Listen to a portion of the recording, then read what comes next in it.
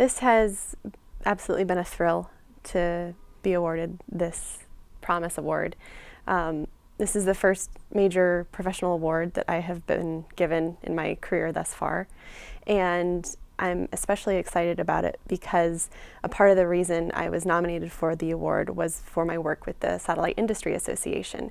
And working for SIA on the State of the Satellite Industry report for this past year has been the most rewarding experience of my professional career thus far.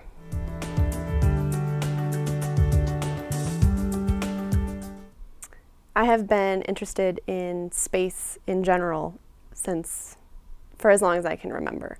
And my parents were both huge science fiction geeks. And then in high school, I was able to take an astronomy class, which is a little atypical in high school. And I remember sitting in Mr. Gallagher's room in my high school, looking at all the posters around the room of Mars missions and missions to Saturn. And I think that really ignited my interest in aerospace in general. I went to college at Mount Holyoke College and majored in politics with a minor in astronomy, which is a little interesting, but at that point in time I knew that there was the George Washington University Space Policy Program for graduate school, and I was trying to line myself up as best I could for that program. So I went to GW and got a master's in space policy.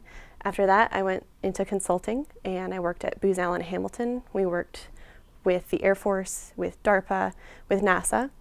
I then left Booz Allen and started work at the Torrey Group. And for Torrey, I've done work also for NASA, for the FAA, Office of Commercial Space Transportation. And more recently, I've been working on our commercial clients and our commercial projects for the satellite industry. The primary project which I've been involved in with the satellite industry has been the State of the Satellite Industry report for the Satellite Industry Association.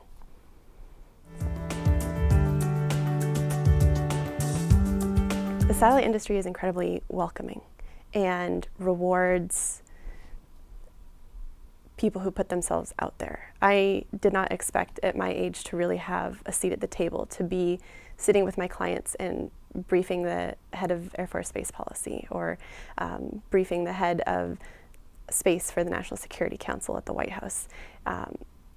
There have been so many opportunities within this industry for me as a young professional. So if you are in the broader aerospace community, or if you're in the broader consulting community and you are looking for an industry that will let you be out there as a young professional, then the satellite industry is a great place. As we were briefing the State of the Satellite Industry report around Washington, D.C. this summer, we spoke to people at the White House, we went to the Pentagon many times, we're speaking to senior leaders, and over again, for the satellite industry, the constrained federal budgetary environment was the key concern for the immediate future. I'm a member of several international professional networking organizations, and they are absolutely valuable for your personal and professional life as an individual. And SSPI, to me, seems to be more accessible and more personal than all of those. Meaning it's easier to get involved, it's easier to meet people and grow your professional network. If you are studying engineering, aerospace engineering in particular, there is absolutely a future in the satellite industry for you. And if you are in policy or economics or business, I would say the same thing.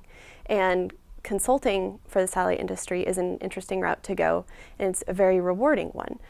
Most of the coolest projects that I have been involved in the past several years have been working with the satellite industry. I've looked at launch prices to GEO over time. I've looked at satellite servicing. It has been very educational, very rewarding.